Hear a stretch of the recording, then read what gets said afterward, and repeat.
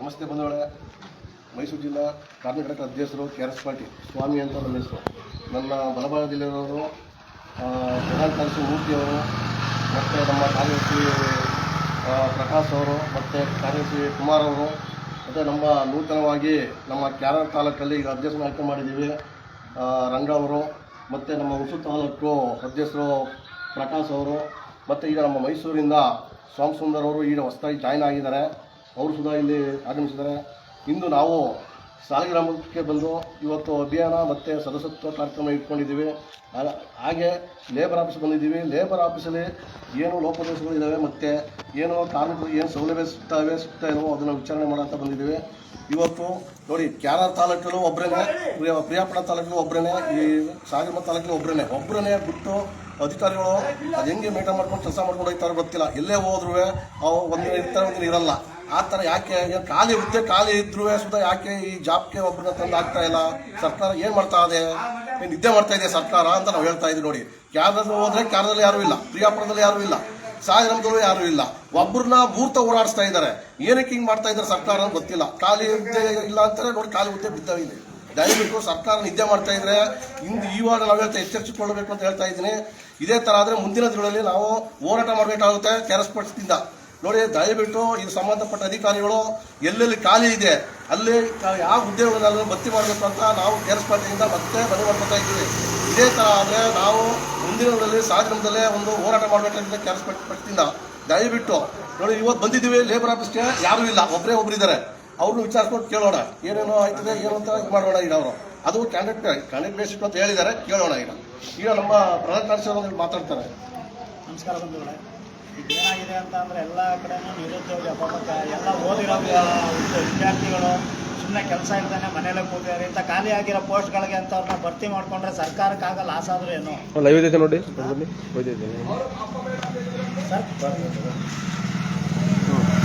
ಸರ್ಕಾರಕ್ಕಾಗ loss ಆದರೂ ಏನೋ ಒಂದು ಇಂಥ ಕೆಲಸಗಳನ್ನ ಕೊಟ್ಟರೆ ಬಡ ವಿದ್ಯಾರ್ಥಿಗಳಾಗಲಿ ಯಾರಾಗಲಿ ಎಜುಕೇಟೆಡ್ಗಳು ಒಂದು ಜೀವನನ ರೂಪಿಸ್ಕೊಂತಾರೆ. ಅದು ಬಿಟ್ಟು ಎಲ್ಲ ಕಡೆ ಕಾಂಟ್ರಾಕ್ಟ್ ಬೇಸಿಕ್ ಅಂತ ಮಾಡೋದು ಒಂದೇ ಒಬ್ಬ ಅಧಿಕಾರಿ 3 ತಾಲೂಕನ್ನು ಮೇಂಟೈನ್ ಮಾಡ್ತಿದ್ದಾರೆ ಅಂತಂದರೆ ಯಾವ ಸಮಂಜಸ ಅಂತ ನನಗೆ ಗೊತ್ತಾಗ್ತಾ ಇಲ್ಲ. ಅದರಿಂದ ದಯವಿಟ್ಟು ಹೇಳ್ತಾ ಇದ್ದೀನಿ, ಮುಂದಿನ ದಿನಗಳಲ್ಲಿ ಇಂಥ ಖಾಲಿ ಇರೋ ಹುದ್ದೆಗಳನ್ನ ದಯವಿಟ್ಟು ನಿರುದ್ಯೋಗಿಗಳಿಗೆ ಕೊಟ್ಟು ಅವ್ರನ್ನ ಒಂದು ಸ್ವಲ್ಪ ಸುಧಾರಿಸಿ ಕೆಲಸಗಳ ಇಲ್ಲದೆ ಹೋದಂಥ ಒಂದು ಮುಂದೆ ತರಬೇಕು ಅಂತ ನಾವು ಫುಲ್ ಕಾಣ್ತಾರೆ. ಈಗ ನಮ್ಮ ಹುಣಸೂರು ತಾಲೂಕು ಮಾತಾಡ್ತಾರೆ. ನಮಸ್ಕಾರ ಬಂಧುಗಳೇ. ಇದೇ ರೀತಿ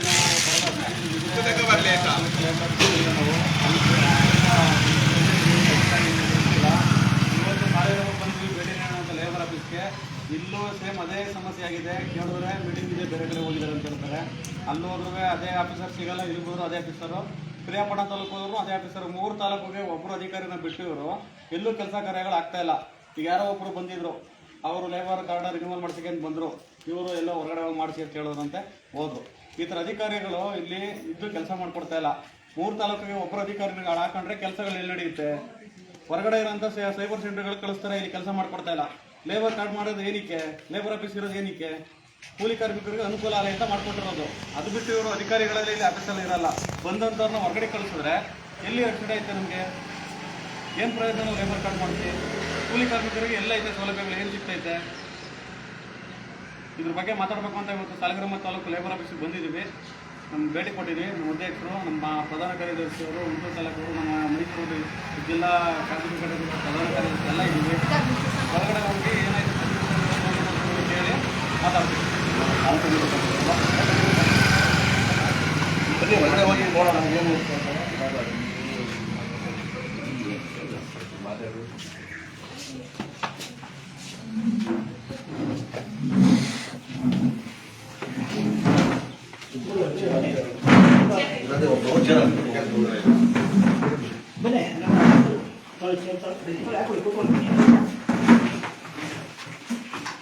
ನಮಸ್ತೆ. ನಾನು ಮೈಸೂರು ಜಿಲ್ಲೆ ಕಾರ್ಮಿಕ ಅಧ್ಯಕ್ಷರು KRS ಪಾಟೀಲ್, ನಮ್ಮ ಪ್ರಧಾನ ಕಾರ್ಯದರ್ಶಿ ಮೂರ್ತಿಯವರು, ನಮ್ಮ ಹುಣಸೂರು ತಾಲೂಕು ಅಧ್ಯಕ್ಷರು ಪ್ರಕಾಶ್ ಅವರು, ಮತ್ತು ಕ್ಯಾರಳ ತಾಲೂಕು ಅಧ್ಯಕ್ಷರು ರಂಗಾನವರು, ಪ್ರಕಾಶ, ಮತ್ತು ಎಲ್ಲ ನಮ್ಮ ಸೈನಿಕರು ಎಲ್ಲ ಈಗ ಏನಾಗಿದೆ ಲೇಬರ್ ಕೊಡ್ತಾ ಇರೋ ಅಂತಂದರೆ, ನಿಮ್ಮ ಇಲ್ಲಿ ಒಬ್ಬರನ್ನೇ ಆಯ್ಕೆ ಮಾಡಿಬಿಟ್ಟವ್ರೆ. ಯಾವ್ದಾರ ಮತ್ತು ಪ್ರಿಯಾಪಟ್ಟ ಮತ್ತು ಇದ್ದೇ ಖಾಲಿ ಇದೆ ಅಂತಾನೆ ಇದ್ದ ಮೇಲೆ ಹಾಕ್ಬೇಕಲ್ವಾ? ಇಲ್ಲ ನಾವು ಬಂದ್ರೆ ಯಾರೋ ಒಬ್ರು ಬಂದು ಏನ್ ಕೇಳ್ಬೋದು ನಿಮ್ಗೆ? ಸರ್ ಅದೇನಾಗಿದೆ ಅಂದ್ರೆ ಫಸ್ಟ್ ಎಲ್ಲ ನಾವೇ ಮಾಡ್ಕೊಡ್ತಾ ಇದ್ದು, ಅದು ಆನ್ಲೈನ್ ಪೇಮೆಂಟ್ ಏನು ಕೇಳ್ತಿರ್ಲಿಲ್ಲ. ಇವಾಗ ಏನಂದ್ರೆ ಆನ್ಲೈನ್ 50 ರೂಪೀಸ್ ಪೇ ಮಾಡ್ಬೇಕು. ಅವ್ರನ್ನ ಕೇಳಿದೆ, ಅವ್ರ ಹತ್ರ ಫೋನ್ ಇಲ್ವಂತೆ. ನಂದು ಬ್ಯಾಂಕ್ ಅಕೌಂಟ್ ಲಾಕ್ ಆಗಿದೆ, ಯಾಕಂದ್ರೆ 50 ರೂಪೀಸ್ ಡೈಲಿ ಮಾಡ್ತಿರೋದ್ರಿಂದ ಅದು ನಂದು ಬಿಸ್ನೆಸ್ ಅಕೌಂಟ್ ಅಂತ ತೋರಿಸ್ತಿದೆ. ಸೊ ಅದಕ್ಕೆ ಅವ್ರಿಗೆ ಅಪ್ಲೈ ಮಾಡಿ ಗ್ರಾಮೋನ್ನಲ್ಲಿ ಅಂತ ಹೇಳಿ. ಅಲ್ಲ ಅದನ್ನ ಇಲ್ಲ ಅಂದಾಗ ನೀವು ಯಾರು ಕರ್ಕೊಂಡು ಬಂದು ಅಮೌಂಟ್ ಪೇ ಮಾಡ್ಕೊಳಪ್ಪ ಮಾಡ್ಕೊಡ್ತೀವಿ ಅಂತ ಹೇಳಿ ಬೇರೆ ಕಡೆ ಏನು ಹೋಗಿ ಅದು ನಿಮ್ಮಲ್ಲಿ ರೂಲ್ಸ್ ಇದೆ. ಇವಾಗ ಹೊಸದಾಗಿ ಮಾಡ್ತಿದ್ದಾರೆ ಸರ್, ಪ್ರತಿ ತಾಲೂಕಿಗೂ. ಈಗ ಮೈಸೂರಲ್ಲಿ ಮಾಡಿದ್ದಾರೆ, ಅಂಬೇಡ್ಕರ್ ಸಹಾಯ ಹಸ್ತ ಅಂತ ಮಾಡಿದ್ದಾರೆ. ಅಲ್ಲೇನ್ ಮಾಡ್ತಿದ್ದಾರೆ, ಅದಕ್ಕೆ ಮೇಲ್ಗಡೆ ಒಂದು ರೂಮ್ ಮಾಡಿಬಿಟ್ಟಿದ್ದಾರೆ. ಅದೇ ತರ ಪ್ರತಿಯೊಂದು ತಾಲೂಕಲ್ಲೂ ಮಾಡ್ಬೇಕು ಅನ್ನೋ ಉದ್ದೇಶ ಇದೆ ಅವ್ರಿಗೆ. ಯಾಕೆಂದ್ರೆ ಇವಾಗ ಈ ತರ ಬರೋರ್ಗೆ ಅಪ್ಲೈ ಮಾಡ್ಬೇಕಂದ್ರೆ, ಯಾಕಂದ್ರೆ ಇವಾಗ ಫಸ್ಟ್ ರಿನ್ಯೂವಲ್ 3 years ಒಂದ್ಸಲ ಇರ್ತಿತ್ತು. ಅವಾಗ ಅಪ್ಲಿಕೇಶನ್ ಕೂಡ ಕಮ್ಮಿ ಬರ್ತಿತ್ತು. ನಮ್ಗೆ ಬರೋರ ಸ್ಪಂದಿಸಲು ಮಿನಿಮಮ್ ½ an hour ಬೇಕಾಗುತ್ತೆ ನಮ್ಗೆ. ಅವ್ರ ಡಾಟಾ ಎಲ್ಲ ಬರಿಬೇಕು, ಮತ್ತೆ ಅಟ್ಯಾಚ್ ಮಾಡಿ ಮಾಡ್ಬೇಕು. ಇಲ್ಲೇನಾಗಿದೆ ಅಂದ್ರೆ ಇಯರ್ಲಿ ಒಂದ್ಸಲ ಆಗಿರೋದ್ರಿಂದ, ಆಮೇಲೆ 15 ದಿನಕ್ಕೆ ಅವ್ರು ಕಾರ್ಡ್ ಸಿಗೋ ತರ ಮಾಡಿದೆ ಸರ್ಕಾರ. 15 ದಿನಕ್ಕೆ ವೆರಿಫಿಕೇಶನ್ ಮಾಡ್ಬೇಕಂದ್ರೆ ಒಂದು ದಿನಕ್ಕೆ 50 ಅವರೇಜ್ 50 ಬಂದೇ ಬರುತ್ತೆ ನಮ್ಗೆ. ಸೊ 50 ವೆರಿಫಿಕೇಶನ್ ಮಾಡ್ಕೊಬೇಕು. ನಾವು ಇಲ್ಲಿ ಬರೋರ್ ಜೊತೆ ಮಾತಾಡ್ಬೇಕು, ಬರೋರು ಮಾಹಿತಿನೂ ಕೊಡ್ಬೇಕು, ಯಾಕೆಂದ್ರೆ ಹಾಸ್ಪಿಟಲ್ ಅಲ್ಲಿ ಇರ್ತಾರೆ. ಆಮೇಲೆ ಫೋನ್ ನಂಬರ್, ಫಸ್ಟ್ ಫೋನ್ ನಂಬರ್ಗೆ ಫೋನ್ ಮಾಡೋರು ಮಾಡ್ಲೇಬೇಕು. ಯಾಕಂದ್ರೆ ಕೆಲವೊಬ್ರು ಹಾಸ್ಪಿಟಲ್ಗೆ ಹೋಗೋರು ಇರ್ತಾರೆ, ಇಷ್ಟೇ ಹಾಸ್ಪಿಟಲ್ ಅಲ್ಲಿ ತೋರಿಸ್ಕೊಂಡ್ರೆ ಮಾತ್ರ ಬರೋದು ಅಂತ ಲೀಸ್ಟ್ ಔಟ್ ಆಗ್ಬಿಟ್ಟಿದೆ. ಅದು ಗೌರ್ಮೆಂಟ್ ಕಡೆಯಿಂದ ರಿಜಿಸ್ಟರ್ ಆಗಿರೋ ಹಾಸ್ಪಿಟಲ್ ಮಾತ್ರ. ಅವ್ರಿಗೆ ಏನ್ ಮಾಡ್ಬೇಕು, ಈಗ ಏನಾಗ್ತಿದೆ, ಸ್ವಲ್ಪ ನಮಗೂ ಜನ ಜೊತೆ ಸ್ಪಂದಿಸಕ್ಕೆ ಸ್ವಲ್ಪ ಟೈಮ್ ಕಮ್ಮಿ ಆಗ್ತಿದೆ. ಅದು ಬಿಟ್ಟರೆ ಹೊರಗಡೆ ಹೋಗಿ ಮಾಡಿಸಿ ಅಂತ ಹೇಳ್ಬೋದು. ನಿಮ್ಮ ಜೊತೆ ಯಾರು ಕರ್ಕೊಂಡು ಪೇ ಮಾಡಿಸಿ ಮಾಡ್ಕೊಡ್ತೀವಿ ಅಂತ ಹೇಳ್ಬೋದು. ಸರ್ ನಾನು ಅವ್ರು ಮಾಡಿಸಿ ಅಂತ ಹೇಳಿಲ್ಲ, ನಿಮ್ಮ ಮೊಬೈಲ್ ಇದೆಯಾ ಅಂತ ಕೇಳಿದೆ. ನನ್ನ ಮೊಬೈಲಲ್ಲೇ ಮಾಡ್ಕೊಡ್ತಿದ್ದೆ ಅಂತ ಬಿಟ್ಟಿದ್ರೆ ಅದು ಬಿಸ್ನೆಸ್ ಅಕೌಂಟ್ ನಾನು ಅದಕ್ಕೆ ಯಾರನ್ನೂ ಸ್ಪೆಸಿಫಿಕ್ ಆಗಿ ಅಂಗಡಿಗೆ ಹೋಗಿ ಅಂತ ಹೇಳಲ್ಲ. ಗ್ರಾಮೋನ್ ಇರುತ್ತೆ, ಗ್ರಾಮೋನ್ಗೆ ಹೋಗಿ ಅಂತ ಕೇಳ್ತೀನಿ. ಗ್ರಾಮೋನಲ್ಲಿ ಅವ್ರಿಗೆ ರೂಲ್ಸ್ ಇದೆ ಅಂತ. ದುಡ್ಡು ಜಾಸ್ತಿ ಇಸ್ಕೊಳ್ತಾರೆ, 150 ರೂಪಾಯಿ ಇಸ್ಕೊಳ್ತಾರೆ. ಅದಕ್ಕೆ ನಾನು ಫಸ್ಟ್ ಹೇಳ್ತೀನಿ 50 ರೂಪಾಯಿ ಕಟ್ಟಾಗುತ್ತೆ. 150 ರೂಪಾಯಿ ಇಸ್ಕೊಳ್ತಾರೆ. ಗೊತ್ತು ನಿಮ್ಗೆ, ಯಾಕೆ ಗೊತ್ತಿಲ್ಲ ಅಂತ ಹೇಳ್ಬೇಡಿ. ನಿಮ್ಮ ಮೇಡಮ್ ಅವೆಲ್ಲ ಬೇಡಿ. ಲೇಬರ್ ಆಫೀಸಲ್ಲಿ ಏನ್ ನೀವು ಮಾಡ್ಕೊಂಡಿದ್ರಿ ಅಂದ್ರೆ 200 ರೂಪಾಯಿ 250 ರೂಪಾಯಿ ಇಸ್ಕೊಳ್ಳಿ, ಅಲ್ಲಿ 50 ರೂಪಾಯಿ ಫೀಸ್ ಕಟ್ ಮಾಡಿ ಮುಂಚೆ ದುಡ್ಡನ್ನ ಇದು ಮಾಡ್ಕೊಳ್ಳಿ ಅಂತ ಬಂದೈತೆ. ಅದು ನಮ್ಮ ಕಣ್ಣು ಕಿವಿಗೂ ಬಿದ್ದೈತೆ, ನಾವು ಅದನ್ನ ನೋಡುವ ಇದ್ದೀವಿ. ಆ ಥರ ಆಡ ಅಂತ ನೀವು ಹೇಳಕ್ ಗೊತ್ತು, ಆದ್ರೆ ಅದು ಆ ಥರ ಆಡಬಾರ್ದು ಅಂತ ನೀವೇನ್ ಮಾಡ್ಬೇಕು, ಎಲ್ಲರೂ ಹೇಳ್ಬೋದು. ಹೆಸರ ನೋಡಪ್ಪ ಯಾರು ಇದ್ರೆ ಸ್ಕ್ಯಾನ್ ಮಾಡೋದಿದ್ರೆ ಕಂಟ್ರೋಲ್ ಮಾಡ್ಕೊಡ್ತೀನಿ ಅಂತ ಹೇಳಿ. ಅದನ್ನ ಬಿಟ್ಟು ಬೇರೆ ಏನು ಹೇಳಕ್ಕೆ ಇಲ್ಲ ಸರ್, ನಮ್ಮ ಮನೇಲಿ ಅದ್ರ ಅಕೌಂಟ್ಸು ಇಲ್ಲ ಮೇಡಮ್ ಅಂದ್ರು. ನನ್ನ ಅಕೌಂಟ್ ಅಲ್ಲೇ ಮಾಡ್ಕೊಡ್ತಿದ್ದೆ, ಬಟ್ ನನ್ನ ಅಕೌಂಟ್ ಇವಾಗ 1 week ಇಂದ ಇದಾಗಿದೆ, ಯಾಕೆಂದ್ರೆ ಸ್ಟೇಟ್ಮೆಂಟ್ ಕೊಡಿ ಅಂತ. ಸೊ ಅದು ಪ್ರಾಬ್ಲಮ್ ಆಗಿರೋದ್ರಿಂದ ಅದಕ್ಕೋಸ್ಕರ ನಿಮಗೆ ಅಂಬೇಡ್ಕರ್ ಲಿಂಗ ಒಬ್ಬ ಪರ್ಸನ್ ನಿಮಗೆ ಇಲ್ಲಿ ಆಗ್ತಾರಲ್ವಾ, ಹಾಕಿಲ್ವಾ ಇಲ್ಲಿಗೆ? ಹಾಕಿದ್ದಾರೆ. ಕ್ಯಾನದ ಸಾಲಿಗ್ರಾಮ 2 ತಾಲೂಕಿಂದ ಒಬ್ರನ್ನ ಹಾಕಿದ್ದಾರೆ. 2 ತಾಲೂಕಿಂದ ಒಬ್ರನ್ನ ಹಾಕಿದ್ದಾರೆ. ಪ್ರಸಾದ್ ಅಂತ. ಪ್ರಸಾದ್ ಒಬ್ರು ಅವ್ರೆ ಅಂತ ಹೇಳಿದ್ರ ಯಾರು ಸರ್? ಇಲ್ಲ, 2 ತಾಲೂಕಿಂದ ಒಬ್ರು ಇದ್ದಾರೆ, ಪ್ರಸಾದ್ ಅಂತ. ಈಗ ಪ್ರಿಯಾಪುರದ ಒಬ್ರು ಇದ್ದಾರೆ, ಯಾರಾದ್ರೂ ಒಬ್ರು ಇದ್ದಾರೆ. ಪ್ರಸಾದ್ ಯಾಕೆಂದ್ರೆ ಕ್ಯಾನದ ಸಾಲಿಗ್ರಾಮ ತಾಲೂಕ್ ಬೇರೆ ಆಗಿದೆ.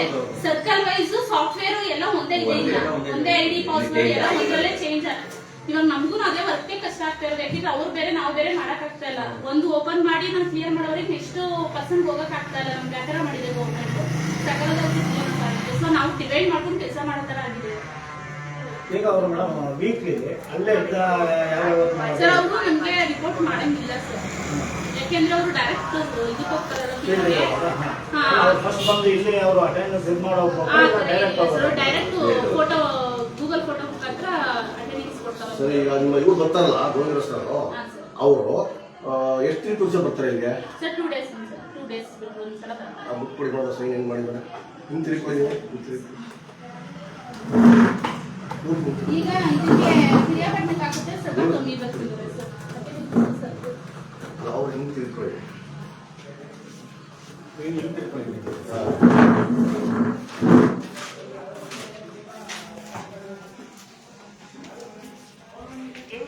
ಈ ಸಲ ಇದು ಹಾಕಿದಲ್ಲ ಕ್ರಿಯಾಪಟ್ಟಣ ಬಂದು ಸೈನ್ ಮಾಡ್ಬೋದಾ? ಹಾಂ ಸರ್, 12ನೇ ತಾರೀಕು.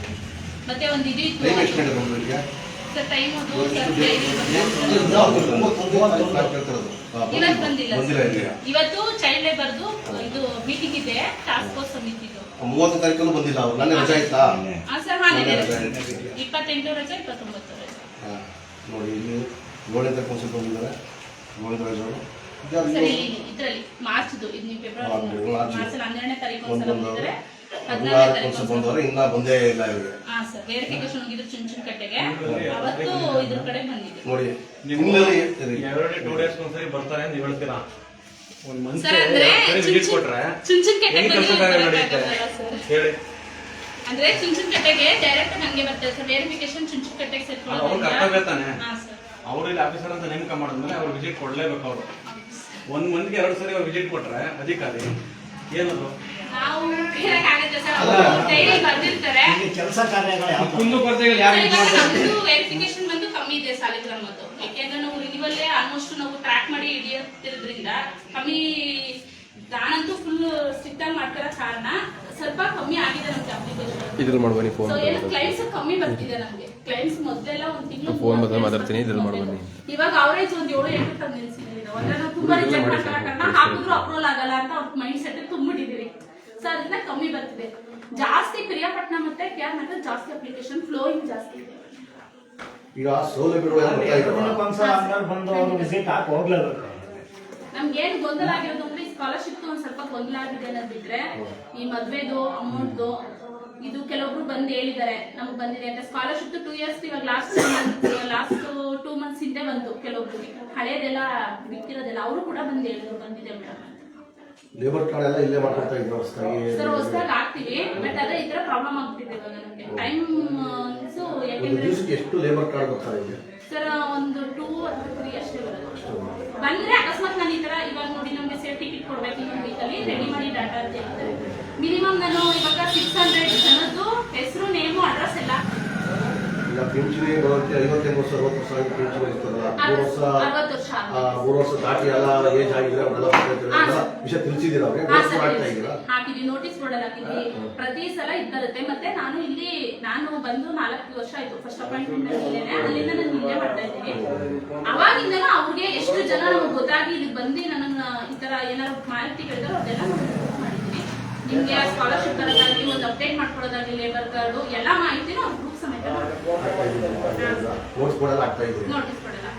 ಆಮೇಲೆ ಈಗ ಒಂದು ಮೊನ್ನೆ ಒಂದು ಆಸ್ಪತ್ರೆಯಲ್ಲಿ ನಿಂತಿದ್ದಾರೆ ಸೌಲಭ್ಯಗಳು ಮೆಡಿಸಿನ್ಗೆ ಆಸ್ಪತ್ರೆ ಖರ್ಚು ವೆಚ್ಚ ಎಷ್ಟಾಗುತ್ತೆ ಅದು ಕಮ್ಮಿ ಇತ್ತು ಅವಾಗ. ಈಗ ಜಾಸ್ತಿ ಅಮೌಂಟ್ ಎಲ್ಲ ಮಾಡಿದ್ದಾರೆ. ಅದೇ ESI ಡಾಕ್ಟರ್ ಕಮ್ಮಿ ಆಗ್ತಾ ಇದ್ರು ಅವಾಗ. ಇವಾಗ ಅದನ್ನು ಕೂಡ ನಾವು ಇವಾಗ ಮೀಟಿಂಗ್ ಮಾಡ್ತೀವಲ್ಲ ಸರ್.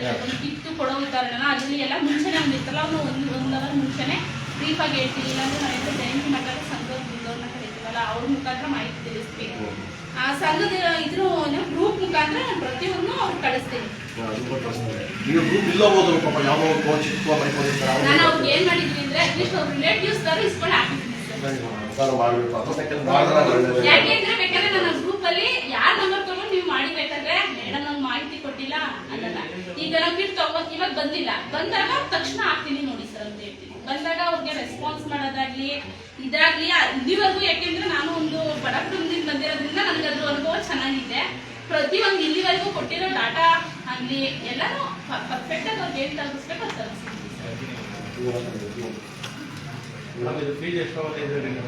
ಸರ್. ರಿನಿವಲ್ 50 ರೂಪಾಯಿ ಬರುತ್ತೆ.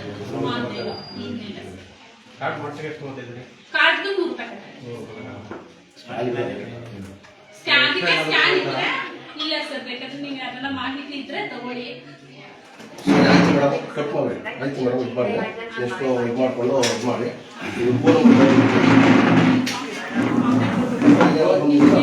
ಮಾಹಿತಿ ಬೇಕಾದ್ರೆ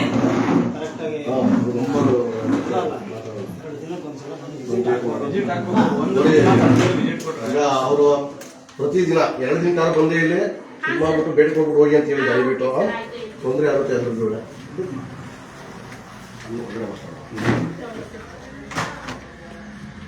ಅದ್ರ ಈ ಮೊನ್ನೆ ಯಾರೋ ಒಂದು ಬಿಟ್ಟಿದಾರಲ್ಲ ನೋಡ್ತಾ ಈ 3,000 ರೂಪಾಯಿ ಪಿಂಚಣಿ 3,000 ರೂಪಾಯಿ ಆಲ್ರೆಡಿ ಒಂದು ಇಯರಿಂದ ಬರ್ತಾ ಇದೆಯಾ?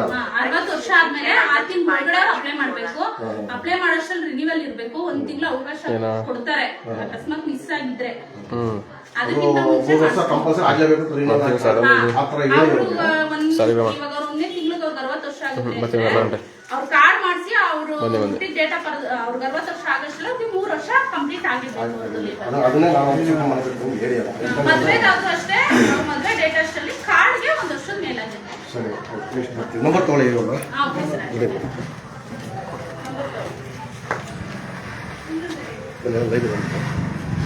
ನೋಡಿ ಇವತ್ತು ತಾನೇ ನಾವು ಲೇಬರ್ ಆಫೀಸ್ಗೆ ಹೋಗಿದ್ದೋ, ಅಲ್ಲಿ ವಿಚಾರಿಸಿದಾಗ ಎಲ್ಲ ಸೌಲಭ್ಯ ಬರ್ತಾ ಇದೀವಿ ಅಂತ ಹೇಳ್ತಾ ಇದ್ದಾರೆ.